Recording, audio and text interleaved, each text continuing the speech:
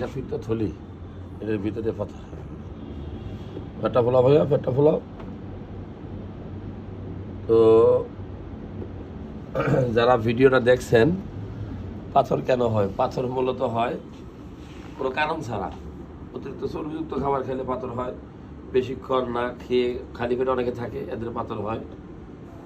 Junk food, fast food এগুলো বেশি খেলে পাথর হয়। পারিবারিক ইতিহাস থাকলেও পাথর হয়, তবে ছেলেদের জন্য মেয়েদের বেশি হয়। এই পিঠে পাথর চিকিৎসাটা কি?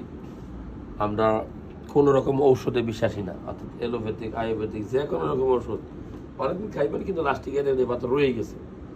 আমার নিজের পিছলতে পাথর ছিল, আমি অপারেশন করে ফেলছি। সহজ হিসাব, 4টা ফুটা করবে আপনার ল্যাপারোস্কোপি, এটা আমরা বলি যে কসমেটিক অপারেশন অনেকে বলে না, এটা আগের দিন করে পরের দিন আপনি প্রবেশ করতে পারবেন, এত সহজলভ্য, সহজযোগ্য।